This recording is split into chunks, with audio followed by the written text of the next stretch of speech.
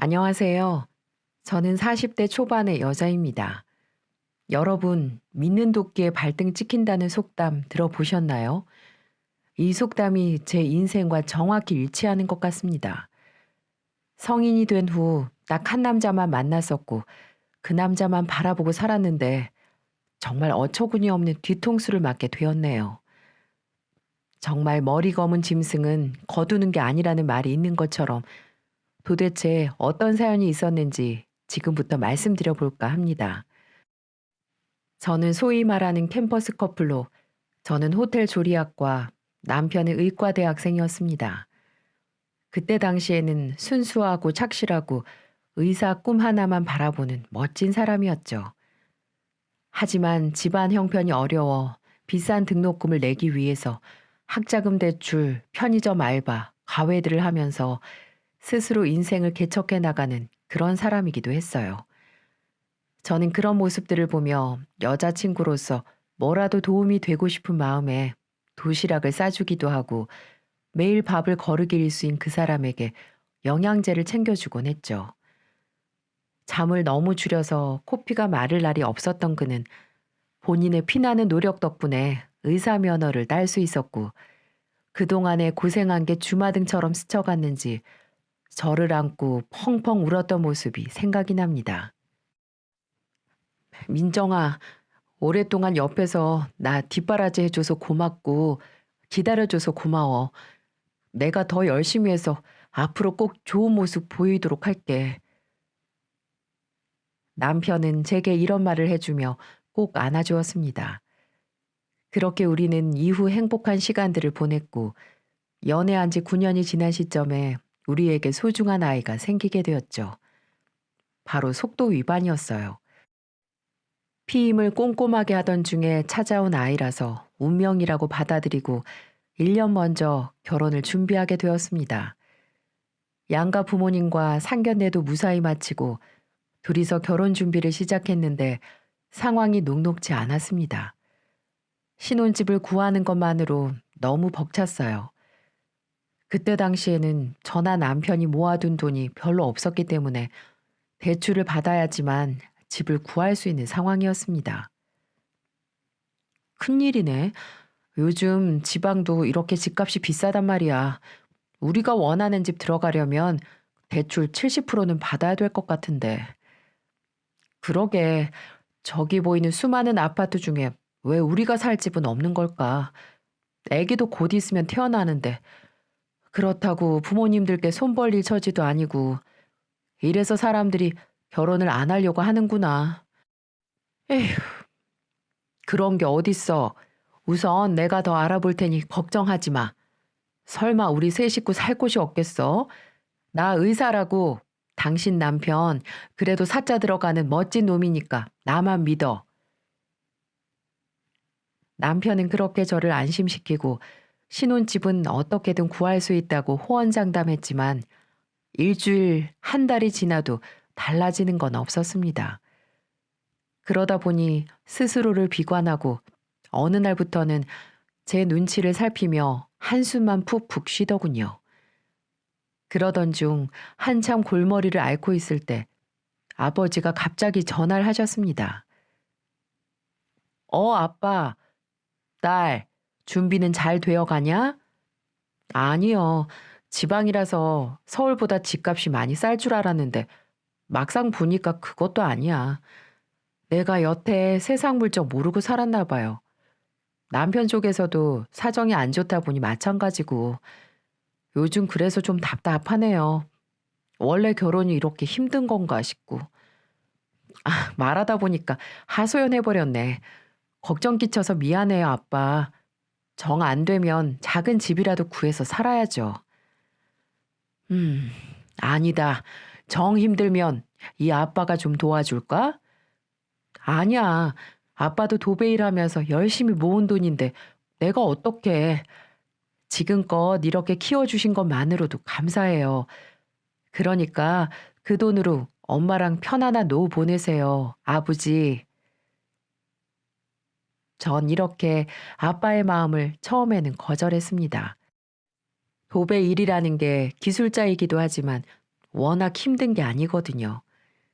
지금은 사람들을 데리고 다니면서 작업을 하고 계시지만 아침에 일찍 나가 고된 몸을 이끌고 집으로 돌아오는 아빠의 모습을 많이 보았기 때문에 저는 그 돈을 절대 받을 수 없었습니다. 하지만 부모님은 부모님이셨어요. 당신들 노후 준비는 다 준비해놨다면서 제게 3억이라는 큰 돈을 주셨어요. 이거 받아라. 아빠가 30년 동안 피땀 흘리면서 모아온 돈이야. 우리 하나밖에 없는 딸 시집 보내려고 따로 모아놨었다. 그러니까 부담 갖지 말고 받아. 어떻게 부모가 돼서 단칸방에서 신혼살림을 시킬 수 있겠니? 뭐 우리 때야 월세방, 단칸방, 창문도 없는 곳에서 시작했다지만 내 딸은 그렇게 만들고 싶지 않다. 그 대신 꼭 잘 사는 모습 보여주면 돼. 아빠, 울지 말어. 정 받기 뭐하거나 그냥 받기 싫으면 나중에 잘 살아서 갚든가. 그러면 되지 않니? 네, 아빠, 꼭 갚을게요. 꼭 열심히 살아서 금방 갚을게요. 아빠가 주신 3억이라는 돈, 저를 키워주면서 뼈 빠지게 일해서 번 돈이실 겁니다. 그래서 저는 아빠의 마음을 받아들이고 꼭 갚아드리겠다고 다짐을 했습니다. 저는 곧장 이 사실을 남편에게도 알렸어요. 그랬더니 곧장 병원 끝나고 찾아와서는 아빠에게 무릎을 꿇고 연신 감사하다며 고개를 조아리더군요. 아버님, 감사합니다. 제가 꼭 아버님, 어머님 호강시켜드리고 이 사람에게도 손에 물 한 방울 묻히지 않고 살 수 있도록 열심히 살게요. 이 은혜는 평생 잊지 않겠습니다. 이 사람이 거짓말은 어떻게 물 한 방울 묻히지 않고 살 텐가? 그래, 마음이라도 그렇게 써주니 고맙네. 자네도 알겠지만 우리 딸 외동딸로 키웠지만 오냐오냐 키우지 않았어. 그러니 며느리로서 아내로서 본분은 다 하고 살 거네. 그리고 그 돈은 다 자식들 위해서 쓰려고 버는 거야.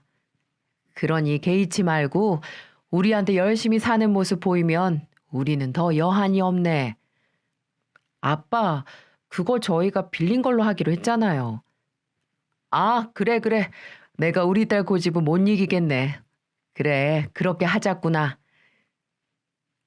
남편도 그 자리에서 제 말에 동의를 했고 꼭 5년 만에 갚아드린다고 새끼손가락까지 걸며 약속을 하더군요. 그때까지만 해도 남편은 정말 책임감이 강한 사람이었어요. 그 모습을 보고 제가 선택한 것도 있었고 부모님도 그 모습에 사위로 인정하기로 하셨을 정도였으니까요. 그렇게 우리는 아빠의 지원 덕분에 무사히 신혼집을 구하고 결혼을 할 수 있었습니다.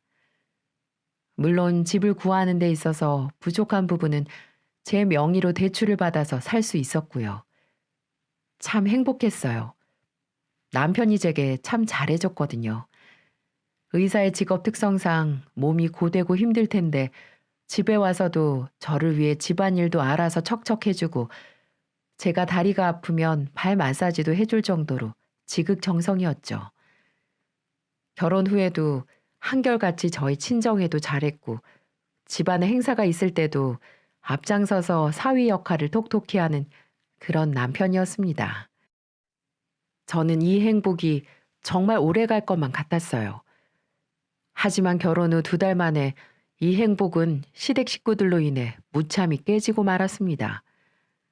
잠깐 시댁 식구들로 말할 것 같으면 온 집안이 말 그대로 남편 빼고는 다 백수 집안이었어요. 시아버지도 젊으신 편인데 백수, 시어머니도 백수, 심지어 시누이도 백수 신세였습니다. 결혼 전에는 전혀 몰랐어요. 남편이 등록금 내기 힘들 정도로 어려웠다고 말씀드렸는데 이 모든 게 무능력한 시부모님 때문이었어요. 아버님은 택시 운전하시다 음주운전으로 면허 정지 당하시고 어머님은 과거 노래방 하시다 가게 정리를 하셨다고 하더군요. 시누이는 그냥 답도 안 나오는 여자였습니다. 들어보니 사상이 돈 많은 남자 만나서 시집가자. 그래서 이 비굴한 인생 탈피하자. 이런 사상을 가진 답도 안 나오는 년이었어요. 이런 집안에 어떻게 남편이 태어났는지 정말 친자 확인이라도 해보라고 할 정도로 이해가 가지 않을 정도였습니다. 시어머니는 어느 날부터 저희 신혼집을 제 집 드나들듯이 찾아오시더군요. 결혼 전엔 드러내지 않았던 본성을 드러내기 시작한 거죠. 한 번은 당당하게 터무니없는 금액의 용돈까지 당연하게 달라고 하셨고요. 문 열어라. 어머님, 연락도 없이 갑자기 어쩐 일이세요? 저 곧 일 나가봐야 되는데 이렇게 막무가내로 찾아오시면 어떡해요? 내가 내 아들 집에 오는데 연락은 무슨. 커피나 한 잔 내와라. 아, 저희 둘 다 카페인 음료 안 마셔서요. 물이라도 드릴까요? 에휴, 이렇게 준비성이 없어가지고야 원. 손님 올 걸 대비해서라도 믹스 커피라도 사다 놔야지. 뭐 하나 마음에 드는 게 없어 하여튼. 그리고 집안꼴은 이게 뭐니? 살림하는 애가 창가에 먼지 좀 봐라. 이래서 창우가 힘들게 일하고 집에 와서 편하게 쉬겠니? 아, 죄송해요. 제가 거기까지 미처 못 봤네요. 앞으로 세심하게 잘 신경 쓸게요. 저는 어머님과 괜한 인상 붉히기 싫어 처음에는 고분고분 말을 들었습니다. 그런데 갑자기 저한테 보험을 몇 개 들라는 게 아니겠어요? 이미 필요한 보험들은 남편과 의논해서 들여놓은 상태였습니다. 어머님, 27만 원짜리요? 이 나이에 무슨 종신보험을 들라뇨? 이거 제가 죽어야 나오는 보험이잖아요. 아무리 어머님 친구분 부탁이라도 27만 원짜리 보험 드는 건 부담됩니다. 죄송해요. 그게 다 세상 살기 팍팍해서 그런 거 아니냐. 혹시라도 네가 잘못되면 우리 아들하고 태어날 손자가 어떻게 살라는 거냐? 원래 요즘 이 종신보험은 가족을 위해서 다 준비해 놓은 거야. 그러니까 하나 들어줘. 내 친구가 이번 달 영업 하나도 못했다고 난리가 아니구나. 어머니, 한 달에 27만 원 거기에 쓸 거면 우리 생활비에 보태는 게 차라리 낫죠. 그리고 얼굴도 모르는 어머님 친구분 사정을 제가 왜 신경 써줘야 되는 건데요. 어머님도 아시잖아요. 우리 신혼집도 못 구해서 단칸방에서 살 뻔한 거. 그런데 그런 말이 나오세요? 하여튼 말대꾸 하나는 천하제일이야. 옛날 같았으면 넌 시애미한테 맞아 죽었다. 요즘 세상에 태어난 걸 무릎 꿇고 감사하다고 생각해야 될 거다. 그렇게 제게 험담을 퍼붓고 가는 날도 있었습니다. 그런데 여러분, 아닌 건 아니지 않나요? 한 달에 대출금, 생활비, 카드값도 벅찬데 지금 당장 필요하지도 않은 보험을 들라뇨. 알아보니 27만 원짜리 종신보험 하나 들어주면 설계사한테 100만 원 이상이 수당으로 떨어진다고 하더라고요. 그 100만 원 때문에 며느리를 이렇게 닥달하는 거라 생각하니 정말 내 시어머님이 맞나 싶었습니다. 그리고 시모의 만행은 여기서 끝이 아니었어요. 이제 우리 아들도 점점 자리 잡아가고 있고 용돈 보내줄 때 되지 않았니? 눈치가 없는 거야. 알고도 시부모를 무시하는 거야. 의사 남편한테 시집 갔으면 알아서 시댁에 눈치껏 잘해야 될 거 아니야. 어머님, 저희도 힘든 거 아시잖아요. 아들이랑 며느리는 쌓인 대출금 갚느라 허리가 부서지도록 일하는데 어머님이랑 아버님은 아직 정정하신데도 집에만 계시잖아요. 요즘 60대면 젊다고 집에만 있지 않아요. 저희 엄마도 어머님보다 나이 많으신데 아직 일하시고 계시고요. 이게 어디서 어른한테 훈계질이야? 젊을 때 고생해서 아들 키운 값 좀 받겠다는데 네가 뭔데 막어? 잔말 말고 이번 달부터 100만 원씩 보내라. 의사 월급 뻔히 아는데 어디서 힘든 척이야. 어머님, 지방에 있는 병원이라 어머님이 생각하시는 만큼 달에 1,000만 원씩 벌어오는 의사 아니에요. 지금 경력도 남편은 짧고요. 지금도 벅차요, 어머님. 곧 애기도 태어나면 돈 들어갈 곳이 한두 군데가 아니고요. 나중에 돈 좀 여유 생기면 그때 적정선에 맞춰서 드릴게요. 니네 애비가 3억 도와줬잖아. 그래도 부족해? 그러니까 뭐하러 이렇게 비싼 집을 샀어? 이렇게 소리를 치는 거 있죠?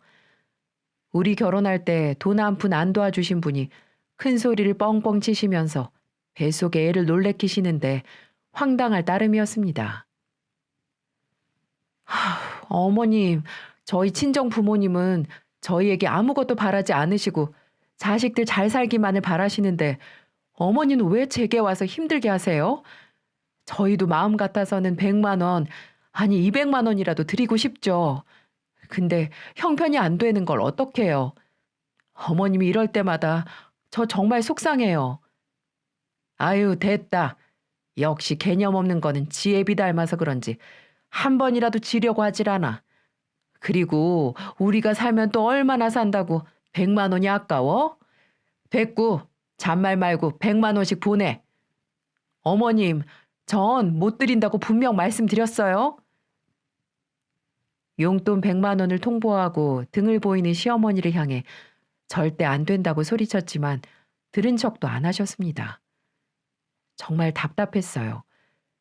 다른 시어머님들은 며느리가 임신하면 같이 아기용품도 사러 다니고 아껴준다는데 우리 어머님은 도대체 왜 그러시는지 정말 스트레스가 이만저만이 아니었습니다. 그래서 퇴근하자마자 집에 와서 남편이랑 얘기를 나눴죠. 여보, 어머님이 오늘 갑자기 오시더니 매달 용돈 100만 원씩 붙여달라시네. 우리도 빠듯한데 어쩌지? 뭐? 엄마가 그랬어? 옛날부터 하여튼 양심이라는 건 없는 분이라니까. 나한테 딱히 해준 것도 없으면서 바라는 건 왜 이렇게 많은 거야 진짜. 됐어. 내가 직접 말할게. 당신은 신경 쓰지 마. 남편도 화가 많이 났는지 바로 시모한테 전화를 걸더군요. 의사 아들 전화가 그리 반가운지 옆에서도 목소리가 다 들릴 지경이었죠. 자랑스러운 우리 의사 아들, 저녁은 먹었니? 엄마, 이 사람한테 용돈 달라고 했어? 걔가 그러디? 그래, 용돈 좀 달라고 했다. 100만 원이면 큰 액수도 아닌데 뭐 너한테까지 말했다니? 나 공부할 때랑 우리 결혼할 때 해준 것도 없으면 염치라도 있어야지. 어떻게 우리 상황 뻔히 알면서 그런 걸 요구해? 이게 낳아주고 키워준 은혜도 모르고 너는 혼자 태어났니? 혼자 자랐어? 어디 부모한테 막대해. 너 의사 된 것도 다 아버지 덕인 거 몰라? 똑똑한 머리 타고났으면 감사합니다 하고 200만 원씩 턱턱 줘도 모자를 망정해. 뭐 하는 거야?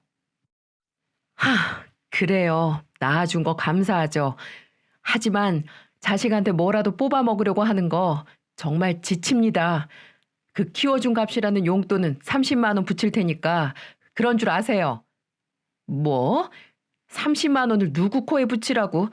예, 창우야.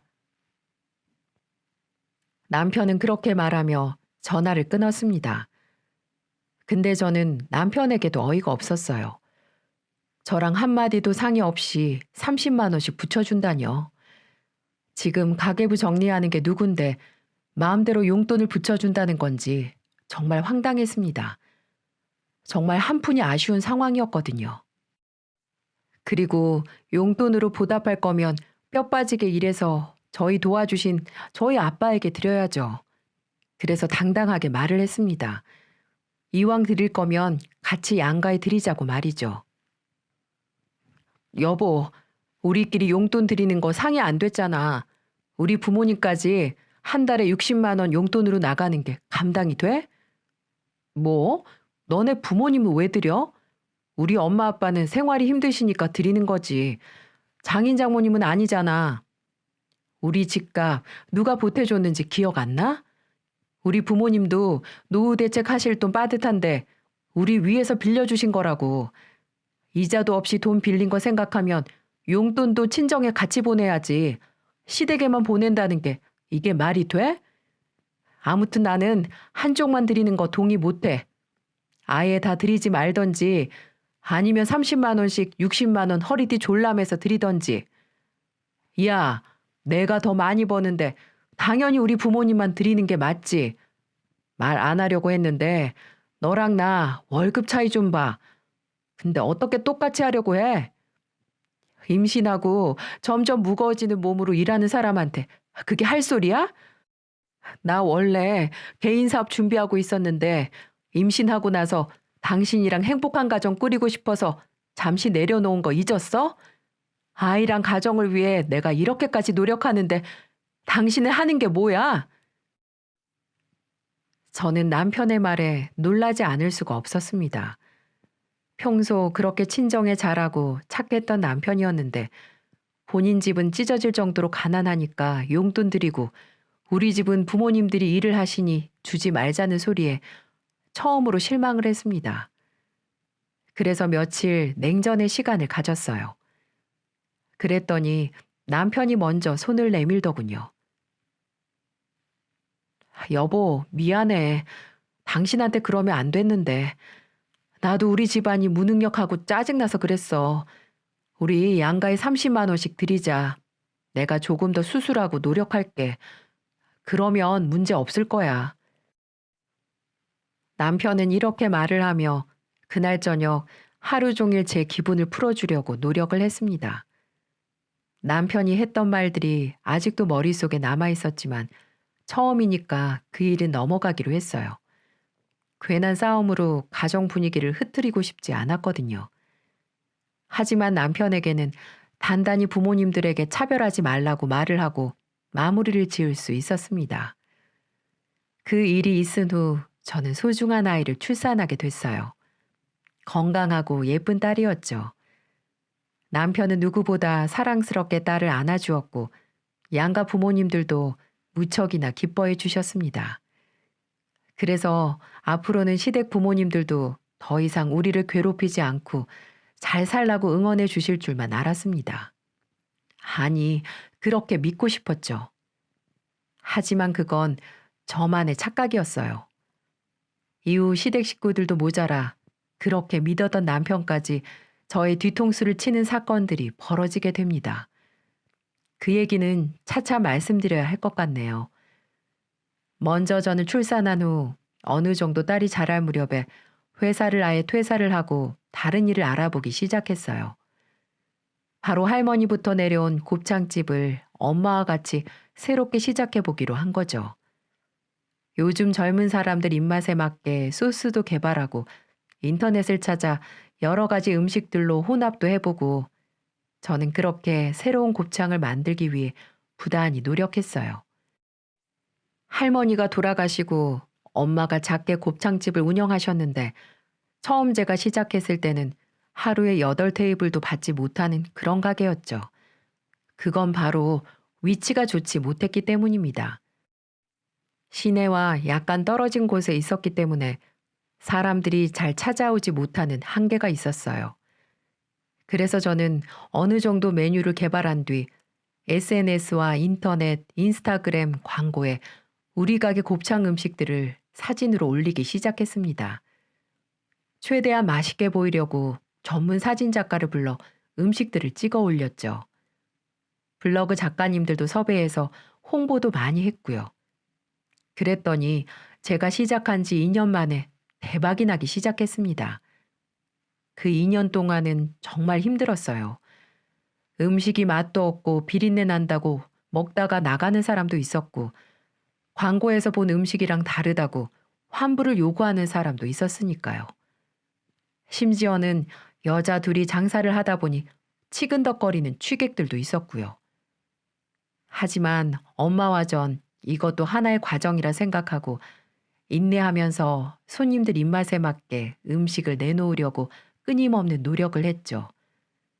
그 덕분에 어느 정도 시간이 흐르니 입소문을 타서 퇴근 시간 되면 줄을 서서 기다려야 먹을 수 있는 대박 가게로 알려지기 시작했습니다. 엄마, 엄마, 이게 꿈이야, 생시야? 엄마, 내 볼 한번 꼬집어봐. 아직도 믿겨지지가 않아. 아이고, 꿈 아니야. 우리 딸 때문에 먼지 털털 나는 가게에 이렇게 문전성실 이룰 줄이야. 고맙다 고마워. 다 우리 딸이 인터넷에 홍보하고 광고하고 그런 덕분이야. 돌아가신 할머니가 얼마나 좋아하시겠니. 그러니까 엄마 우리 조금만 더 힘내서 아빠 도배일 그만하시게 하자.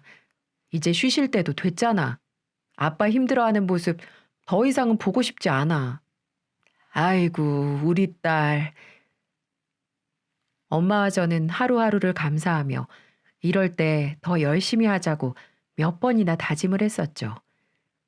그렇게 사업에 매진한 지 3년이 지나고 그동안 일하랴 육아하랴 피로가 많이 쌓였는지 몸살이 났던 어느 날 갑자기 시모가 저를 또 괴롭히기 시작하는 겁니다. 오전에 조금 쉬고 나가려는데 갑자기 시모한테 전화가 왔길래 어쩔 수 없이 받았습니다. 3년간 시모와에 있었던 불화통 터지는 일은 많았지만 그건 말씀 안 드릴게요. 여러분들이 다 예상하는 그 모습이었으니까요. 여보세요? 예, 너는 시모가 전화를 했는데 왜 죽어가는 목소리야? 이 CM이랑 통화하는 게 싫어 죽겠니? 아니요, 어머님. 제가 몸살 기운이 있나 봐요. 가게에서 밤 늦게까지 일해서 그런가 보네요. 요즘 애들은 몸이 약해서 탈이라니까. 일 조금 했다고 골골거리고 누워있긴 하고 말이야. 그것보다 너는 결혼한 지 몇 년째인데 시애미한테 선물 하나가 없니? 어머니, 생신 때마다 선물 챙겨드리는데 무슨 말씀이세요? 갖고 싶어 하시던 명품 스카프도 사드리고 매달 용돈도 드리고 얼마 전에는 구두도 사드렸잖아요. 그렇게 말씀하시면 서운하죠.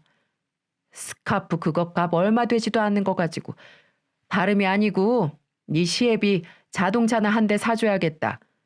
다시는 음주운전 안 하기로 약속했으니까 너네 자식들이 하나 좋은 걸로 사줬으면 한다. 그 정도는 해줄 수 있잖아. 네? 어떤 차 보고 계시는데요? 제네시스. 요즘 그 차가 핫하다면서. 너희 시애비 그 차 갖고 싶다고 자동차 영업소 매일같이 다니고 아주 난리가 아니다. 보니까 한 9천이면 사던데. 니네 시애비 노후 선물이라 생각하고 한 대 사주려무나. 창우한테 말하니까 너한테 전화해보라고 하더라고. 너 지금 어디냐? 네? 어머님, 제네시스라뇨. 그 차가 얼마나 비싼 건데요. 말이 국산차지 외제차나 다름 없다고요. 우리도 지금 그랜저 타고 다니는데요. 죄송해요. 저희도 그 차는 꿈에 그리던 차여서 부담돼서 못 들어드릴 것 같습니다. 아무튼 저 지금 일하러 나가야 해서 바빠요. 저는 모르겠으니까 나중에 창우 씨한테 얘기하세요. 그깟 식당 알바에서 몇 푼이나 번다고 유세야 유세가. 내가 의사 아들 뒀는데 그 차 하나 받질 못해? 너 창우가 벌어다 주는 돈으로 사치 부리는 거 아니야? 우리 아들이 열심히 번 돈 해프게 쓰는 거 아니냐고. 집에서 돈이나 까먹는 돈벌레가. 그러니까 시부모들을 저렇게 무시하지? 휴, 아무리 그렇게 말씀하셔도 그런 사치품 저는 절대 못 해드려요. 저 나가봐야 해서 끊을게요. 끊기만 해봐라. 이게 어디 시엠이 무서운 줄도 모르고 어디서 버릇없게 전화를 끊는다 만다야? 필요하다고 하면 대출이라도 받아서 못할 망정. 뭐? 너네 둘 다 신용 좋으니까 대출 받아서 줄 수 있잖아. 그런데 절대 못 해줘? 내 아들이 의사인데 몇 년째 왜 돈이 없어? 너는 양심이 있니? 없니? 어머님, 제발 부탁이에요. 그 당시에 몸도 아프고 일도 해야 하는데 며느리를 그렇게 보채시니까 죽을 것만 같았어요. 전화를 끊으니 문자가 와서 당장 쫓아간다느니 나쁜 년, 독한 년, 천하의 먼 년 그러시며 욕을 해대시는데 도대체 내가 뭘 잘못했다고 그러는지 이해가 안 갔습니다. 그렇게 저는 아픈 몸으로 가게에 나갔다 가게 문을 닫고 집에 오니까 남편이 두 눈을 부릅뜨고 뭐라고 하는 게 아니겠어요? 정말 남편까지 제 속을 뒤집어 놓는데 미치는 줄 알았습니다. 당신 엄마한테 뭐라고 말했길래 노발대발해? 전화는 왜 안 받고? 일하는데 계속 전화 와가지고 얼마나 난감했는 줄 알아? 자꾸 제네시스를 사달라고 억지 부리시는데 그럼 어떡해? 그냥 턱하니 사주고 우리는 몇 년 동안 손가락 쭉쭉 빨면서 살까? 그리고 나는 뭐 일 안 하나? 나는 의사고 당신은 고작 식당에서 음식만 조금 나르면 되는데 당신이랑 나랑 같아? 제발 박간이라는 사람한테 집안일까지 신경 쓰이게 하지 좀 마. 어머니한테 말도 좀 예쁘게 하고 엄마가 얼마나 서러웠으면 며느리 보고 없다고 나한테 하소연까지 하겠어. 나는 뭐 좋은 소리 들은 줄 알아? 나보고 당신이 벌어다 주는 돈 까먹는 돈벌레래. 내가 그런 소리 듣고도 좋은 소리가 나오겠어? 심지어는 나한테 욕으로 도배한 문자 보여줄까? 엄마가 욱해서 그랬겠지. 며느리가 시어머니한테 져주고 그렇게 할 수도 있는 거잖아. 제발 조용히 좀 살자. 안 그래도 병원 일 때문에 머리 아파 죽겠는데 당신까지 왜 그래? 노인네가 가지고 싶단 거 그냥 사줘. 시끄럽게 나한테까지 엄마 전화 오게 하지 말고. 당신 말대로 다 사들이다간 집안 살림 거덜나고 집도 팔아서 거리에 나앉게 생겼어. 나는 죽어도 그렇게 못하니까 당신이 알아서 어머님께 말씀드리던지 해. 시어머니도 시어머니였지만 저한테만 다 떠넘기고 제가 다 잘못한 듯 말하는 남편의 태도가 제일 실망이었습니다. 결혼 전까지는 저를 지켜주고 무조건 제 편일 것만 같았던 사람이었거든요. 그리고 저는 남편에게도 제가 일하는 식당이 대박이 났다, 문전성시를 이룬다 말하지 않았습니다. 심심하면 그 조그만 가게에서 얼마나 번다고 일하냐며 여자가 집에서 살림이나 하라고 말끝마다 무시를 했거든요. 어차피 엄마와 같이 공동사장이라고 하면 시모가 돈 뜯어낼 궁리만 할 건 당연했고 남편에게 말하면 곧 시모의 귀에 들어가는 건 시간 문제였으니까요. 그래서 계속 식당 종업원인 척 했죠. 그런데 어느 날 남편이 충격적인 문자를 제게 보내오게 됐습니다. 아직도 그 사건만 생각하면 가슴이 철렁철렁해지는 것 같네요. 제게 문자가 와서는 의사 일을 때려치겠다는 겁니다. 기나긴 공부 기간을 거쳐서 힘들게 의사가 됐는데 이제 의사 된 지 몇 년이나 됐다고 때려친다뇨. 말로는 적성에 안 맞다, 몸이 안 좋다, 환자들 보는 것만으로 이제 구역질이 나온다 이렇게 말을 하는데 어느 누가 걱정을 안 하고 가만히 있을 수가 있겠습니까? 그런데 더 웃긴 건 저한테 문자를 보냈을 무렵 이미 남편은 2개월 전에 병원을 퇴사했다는 거였어요. 그럼 그동안 출근도 안 하고 저를 속이고 집을 나간 남편은 어디로 간 걸까요? 알고 보니 제 눈을 피해 만화방, PC방, 혼자 이곳저곳을 여행 다녔다는 겁니다. 무슨 애들도 아니고 만화방, PC방이라뇨. 물어보니 시간 때울 곳이 없어서 거기서 시간 때우려고 갔다는 거 있죠? 남편이 그동안 가져다 준 월급도 대출을 받아서 갖다 줬다고 하더군요. 그런데 너무 이 생활이 힘들고 지쳐서 이제야 말을 했다는 거예요. 여러분, 이게 말이 되나요? 다른 이유도 아니고 일을 하기 싫어서 그 좋은 직장을 때려쳤다니요. 남편 호주머니를 뒤져보니 정말로 PC방 계산서, 만화방 계산서들이 우르르 자켓에서 다 쏟아져 나오는 겁니다. 아니 인간아, 이 세상에서 자기가 하고 싶은 일만 하는 사람이 어딨어? 그리고 그런 일이 있었으면 마누라인 나하고 인혼해서 되지 않아? 당신 이 집의 가장이야. 그리고 혼자 사는 사람 아니라고. 나는 이 집 식모야, 파출부야. 당신 밥 해주는 사람이냐고. 아니, 내가 일 다니기 싫어서 그만뒀다는데 왜 당신이 난린데? 다른 일 알아보면 되잖아. 왜? 이제 내가 꼬박꼬박 벌어다 주는 돈 못 받으니까 열받아서 그런 거야? 당신이 날 돈 버는 기계로 생각했겠지. 됐고, 내 일은 내가 알아서 할 거니까 참견하지 마. 남자 일에 이래라 저래라 하지 말라고. 언제 저렇게 변해버린 걸까요? 남편은 더 이상 제가 알던 남편이 아니었습니다. 말로 다 표현을 못할 만큼 화가 나서 속에 천불이 났어요. 책임감도 없고 자상하지도 않고 목표도 없는 이 남자가 정말 제가 알던 그 열정 넘치던 사람이 맞나 싶었죠. 남편은 그 이후로 제게는 다른 일 알아본다고 했지만 6개월 동안 백수로 지냈습니다. 몸이 힘든 거는 힘들어서 못하겠다. 월급이 작은 곳은 고작 그거 받고 어떻게 일을 하냐. 매번 이런 식이었어요. 그럼 편의점에 가서 알바라도 뛰라고 해도 명색의 의사였는데 어떻게 천민들이 일하는 그런 곳에서 일을 하냐며 제 속을 뒤집어 놓는 날이 하루 이틀이 아니었어요. 딸이 옆에서 놀고 있는데도 술을 먹거나 안주를 시켜서 먹는 날이 대부분이었고 누워서 과자를 먹으며 과자 부스러기를 입에 다 묻혀서 자근자근 씹어 먹는데 어찌나 그런 모습이 꼴보기 싫던지요. 어떤 날은 주방에서 음식을 하고 있는데 제 딸이 글쎄 소주병을 들고 입에 대고 먹으려고 하는 거 있죠. 바로 본인의 아빠가 평소에 저런 모습을 보이니 딸이 아빠를 그대로 따라한 거였죠.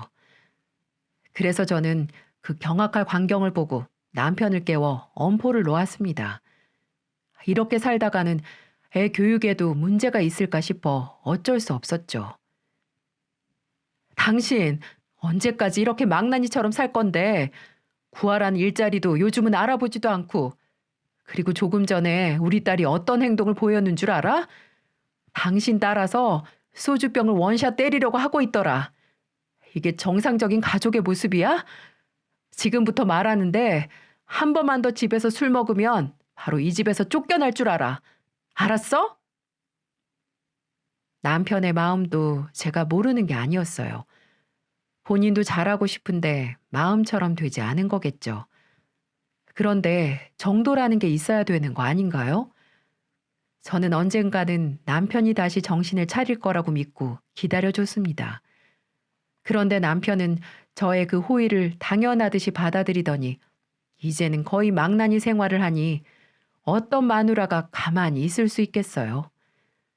일이라도 안 하면 집안일이라든지 하나밖에 없는 딸이라도 잘 챙겨줘야죠. 일도 안 하고 애도 안 봐주고 가게 마치고 오면 집안에 돌아다니는 쓰레기, 소주병 그런 모습을 보고 안 미칠 사람이 어디 있겠습니까? 남편은 그 뒤로 취업을 하긴 했습니다. 의사가 아닌 대리운전이죠. 그것도 딱 3시간 하고 힘들다며 집으로 들어와 버리더군요. 그리고 대리운전으로 버는 하루 4만 원으로 본인 술값에 썼고요. 그래서 저는 슬슬 이때부터 이혼을 고민했던 것 같아요. 이런 남편이랑은 평생 살 자신이 점점 없어졌거든요. 그런데 이런 상황에서 백수 집안의 딸내미 신우이가 한술 더 떠서 찬물에 기름을 붓는 게 아니겠어요? 언니, 잘 지내죠? 아가씨가 어쩐 일이세요? 우리 사이에 무슨 일 있어야 전화를 하나. 다름이 아니라 혹시 모아둔 돈 좀 있어요? 급하게 제가 쓸 데가 있어서요. 계좌번호 불러줄 테니까 500만 원만 보내줘요. 아가씨, 저한테 돈 맡겨놓으셨어요? 뭘 그렇게 당당하게 돈을 달라고 하세요? 아니, 오빠가 의사인데 동생한테 500만 원도 턱턱 못 준다는 게 말이 돼요? 언니가 떵떵거리고 호의호식하는 그 돈 중에 조금만 달라는 거잖아요. 이혼하고 벌이가 없다 보니까 요새 외식도 못하고 답답해서 죽겠단 말이에요. 그럼 일을 하세요. 그렇게 의존적인 성격에 술 마시고 놀기만 하니까 2년 만에 이혼당하죠. 뭐라고요? 언니, 지금 말 다 했어요? 돈 달라고 하는 백수 속을 시댁과 멀쩡한 직업은 고사하고 가끔씩 대리 일을 하는 남편. 슬슬 질려가고 있을 무렵에 일이 터지고 말았습니다. 남편이 대리운전 일을 하다 졸음운전을 해서 사고가 난 겁니다. 남편은 목을 많이 다쳐서 몇 주 동안 식사도 제대로 하지 못하고 10kg이나 빠져있는 상황이었어요. 그래서 당분간 요양한다고 병원에서 퇴원 후 집에서 또 놀기 시작했는데 어느 날 시모가 제 가게에 말도 없이 오는 거 있죠? 마침 그 시간에는 엄마가 시장에 장 보러 갔던 터라 둘이서 얘기를 할 수 있었습니다. 아, 어머니, 여긴 어쩐 일이세요? 너, 안 그래도 의사 일하느라 힘드네. 밥이라도 잘 챙겨줘야지. 식당 일하는 애가 정작 자기 남편 밥도 안 챙겨주고 뭐 했니? 우리 창우 살 빠진 몰골 보고 깜짝 놀랬다. 딱 보니 견적이 나왔습니다. 남편은 아직 본인이 의사일 관뒀다고는 얘기도 안 했고 몸이 안 좋아서 며칠 쉰다고 시모한테 말한 거였더군요. 그러면서 제가 아침밥이라든지 저녁밥을 안 차려줘서 살이 쭉 빠졌다고 얘기했다는 겁니다. 예, 너는 아픈 애한테 제대로 밥도 안 먹였니? 우리 애 살 빠진 것 좀 봐라. 너는 반대로 살이 포동포동 오른 게 아주 잘 먹고 다닌 것 같다. 남편이 이렇게 말랐는데 너는 목구멍으로 밥이 넘어가디? 이가 굶는다고 저까지 굶을 필요는 없잖아요, 어머니.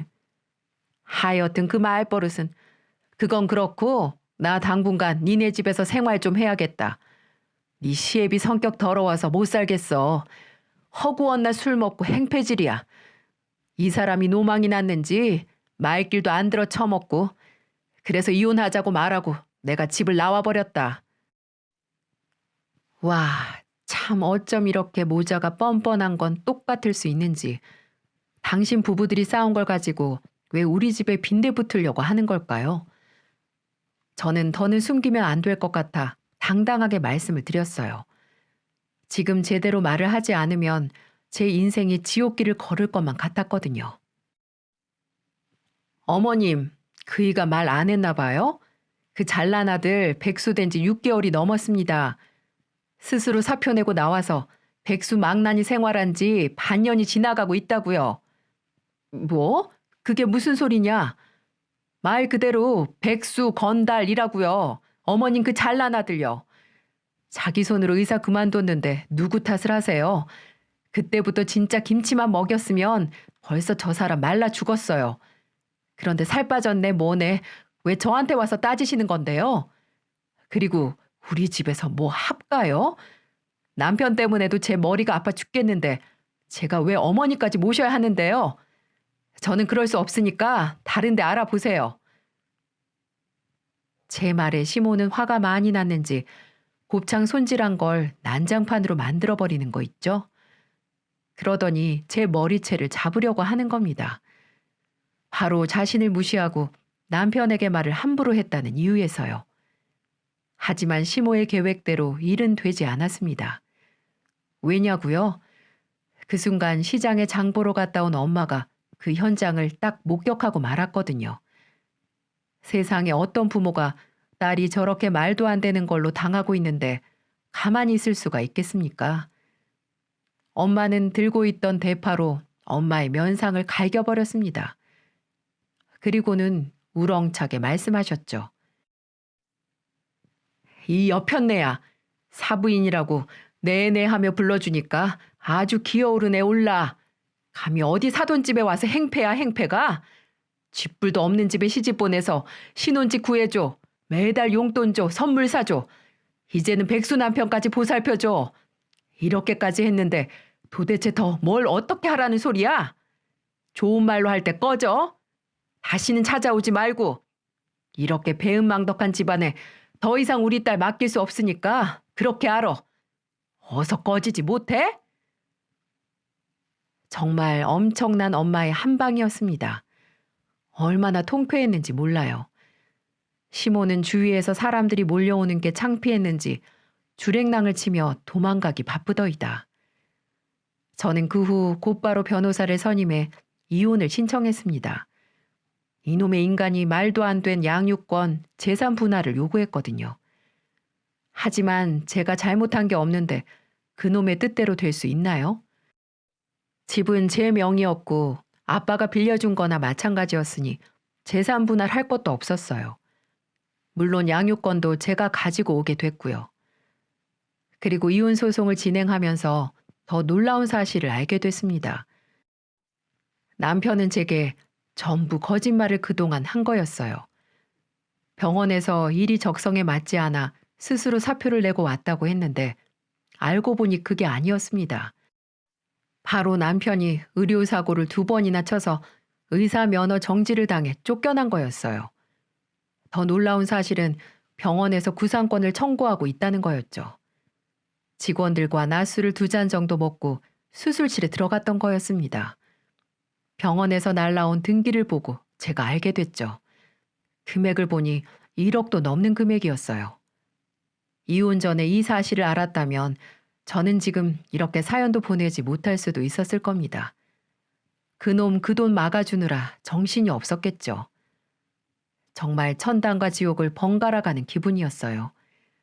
저는 그래서 전 시모한테 정말 감사하게 생각하고 있답니다. 어떻게 보면 제 인생을 구제해주는 사람이나 마찬가지니까요. 시모만 아니었으면 제가 이렇게 서둘러서 이혼을 하지 못했을 겁니다. 들어보니 남편은 시댁에 들어가 아직도 정신 못 차리고 구상권 금액 구하려고 별짓을 다 하고 있다고 하더군요.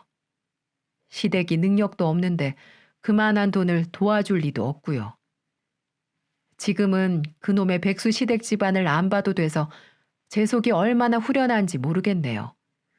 다시 새 인생을 사는 기분입니다. 찌질하게 얼마 전에는 저한테 돈 좀 빌려달라는 전 남편 놈.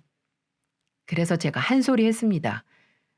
그 입 닥치고 양육비 보내주지 않으면 내 딸 볼 생각도 하지 말라고요. 그랬더니 과거로 돌아가고 싶다고 바보같이 서럽게 우는데 참 그 모습이 가관이더군요.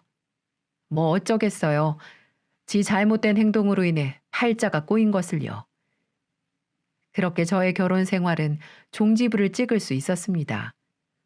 지금 저는 곱창집이 더 잘 돼서 옆가게를 터서 확장해서 식당을 운영하고 있어요. 제 딸도 무럭무럭 잘하고 있고요.